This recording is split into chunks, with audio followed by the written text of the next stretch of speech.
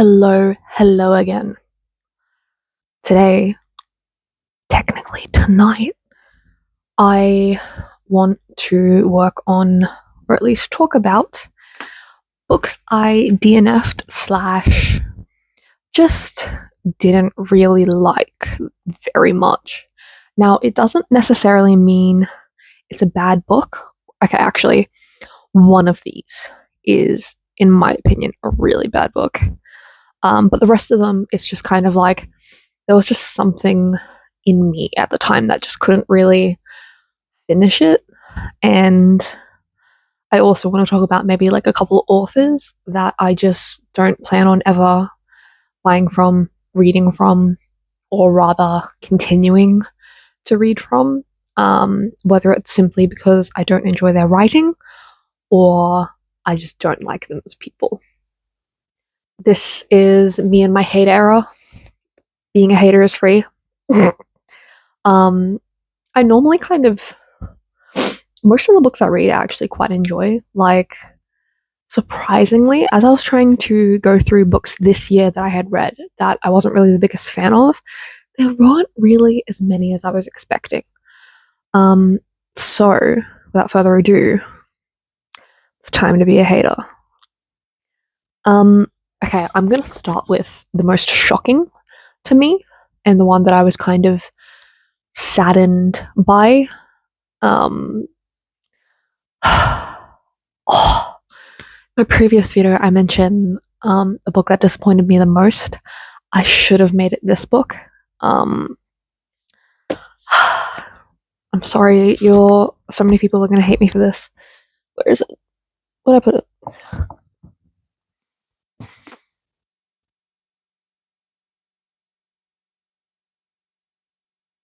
I'm sorry. Now. Hear me out.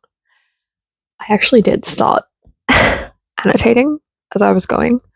And then at some point I started listening to the audiobook because it was just reading a little too slow for my taste, and I was like, okay, let's hurry this shit up. It is very well written. I actually do want to continue it at some point, but just at the time when I was reading it, I just couldn't get through it. I don't think I started reading this at the right time. I think I was just forcing myself to read it because it is a modern classic, right? And I just wasn't in the headspace for it. Like, at first, when I was annotating and stuff, sure, I was absolutely like in the headspace for it. I think my annotations are quite lovely. But I just couldn't continue. What I did read, like, to what I read, I rated it 3 stars. But it's only like, I think I only got up to like the first maybe 300 pages, including with the audiobook. So maybe when I'm in a bit more of like a classics mood, I will pick it back up. So it's a DNF, but like a soft DNF where I'm gonna get back to it. But I was really sad that I didn't devour it like I thought I would. But I will absolutely go back to it. It's just maybe not this year. We'll see. I'm a big mood reader, so I can't really force myself. And then the next book, this is the one I genuinely think is a really bad book. Like, I think perhaps the worst thing I had ever read. I did DNF it after like maybe a chapter because holy fuck. And that is The Simple Wild by K.A. Tucker. I gave it 1 star on Goodreads. If I could have given it less, I would have. Oh my god. So it's in first person, which I don't really have an issue with. And I was like, oh, people kind of recommend it as like another small town romance. And I was like, cool, like I'm down. First of all, the main character is fucking insufferable. She's a prissy rich girl, snobby, complains, and is constantly whining about fucking everything. And there's also a couple microaggressions in the fucking book. So first off, she mentions these 2 Indian co-workers, I think they were guys. She's like, oh, and they're just like not good at talking to women and blah blah blah, kind of adding to a stereotype. And then she mentions her Korean coworker who brings in stinky cabbage or stinky kimchi, and it just stinks up the office. And I was like, what? Like, I was reading it and I was just kind of like, what? I was like, okay.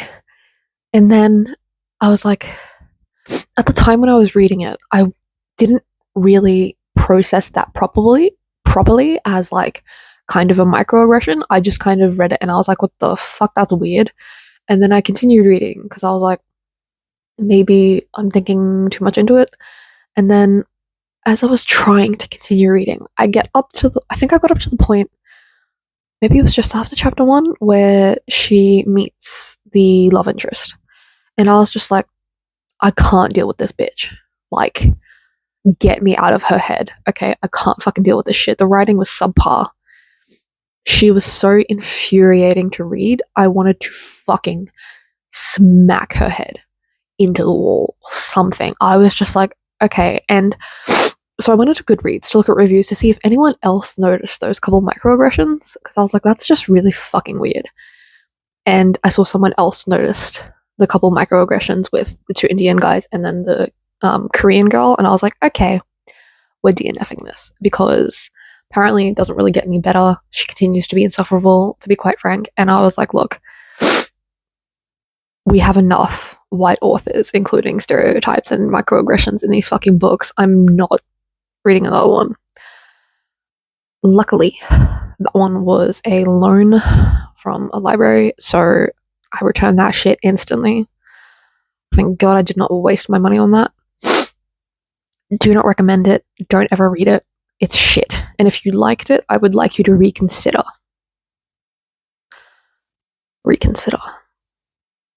Next. Okay. So I started reading the Ice Planet Barbarian series by Ruby Dixon. Because one of my friends, she loves it. She loves the whole series. And I didn't mind the first maybe 3 books. The first 2 books, I was like, okay, like, not bad. I got to the 3rd book and I was like, okay, it's kind of just getting repetitive.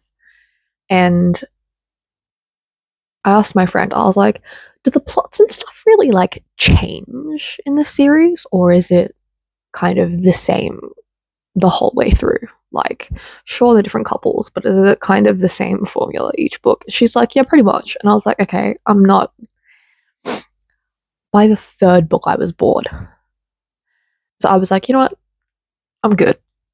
So I DNF'd the rest of the series simply because it was just boring. Like,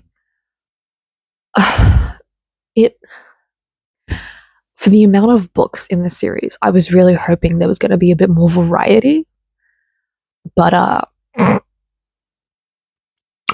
very repetitive. The plot kind of stays the same throughout the whole way. But that's not necessarily a bad thing. If you already like the first few books in the series and it's kind of a comfort to you, then at least you're comforted knowing kind of how the rest of the series goes, and you know that you're gonna, like, you know what you're getting into, which can be a good thing. Sometimes books being predictable can be a good thing because it means you're more comforted in knowing what's going to happen, right? I personally, that's not what I was there for, okay? No. That's not what I'm here for. I did not want predictability. So, it's a no from me.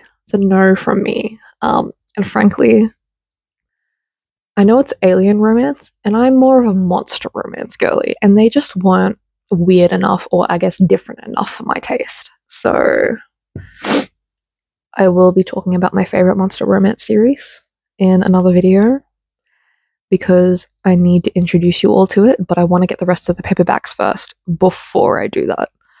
Oh my god, I forgot about these books. Okay, I have them written down. So, the first book, Then Earth Swallowed Ocean, which I actually did finish. Now, this is by Shiloh Sloane. The one I DNF'd was the second book, which is Cracked Blue Sky. Now, I actually think the second book was better than the first book. I really wish I just didn't read the first book and just read the second book. Because I wanted a werewolf romance, right? And I think I read it either the end of last year or the very beginning of this year. I don't remember. And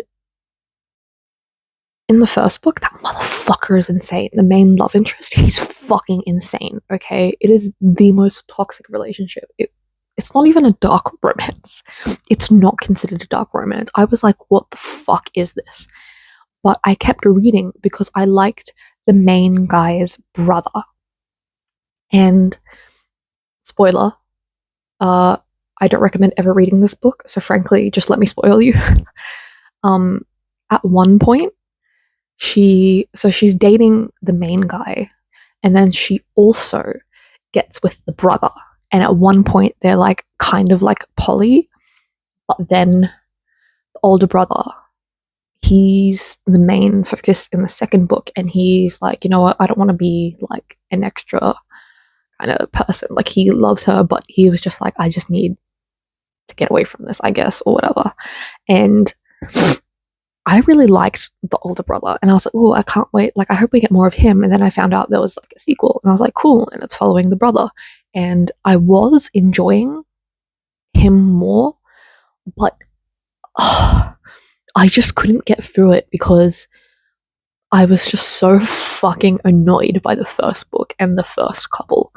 What I was like, you know what? I just can't fucking deal with it. I just cannot finish this. If you want to read a book by Shiloh Sloane, and if you want to read this werewolf series because you're curious, but you don't want to read both books, just read the second one, okay? I'm on my nose. Sorry, give me a second.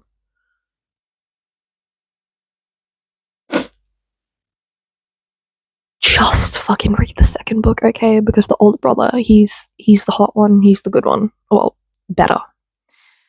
And then this one I was also really saddened by, and I had the physical copy, but I gave it to my friend because I just couldn't finish it. And I've noticed a lot of people have said the same thing about this book, Fairy Tale by Stephen King. Now, the first like 200 pages, amazing. I fucking loved the first 200 pages. Spoiler for what happens in that kind of first part. I really liked the old man and his dog. I loved those two. And so when the older man died, and then the dog, hi Tigger, you wanna say hi? Pinky, are you coming to annoy me? Wanna say hi?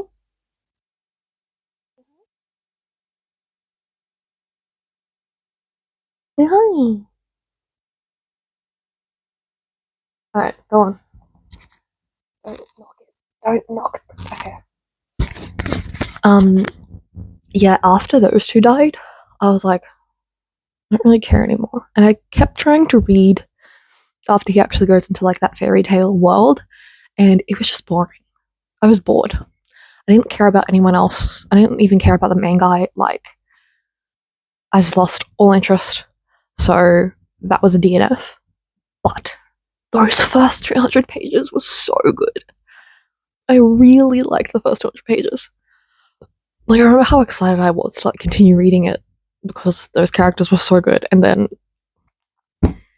so I think maybe I do like Stephen King's writing, but I think a matter of the plot and characters is what kind of takes me away from it. Because again, I think as I've mentioned before, I'm someone who gets really attached to characters, and it's characters that kind of keep me reading a book.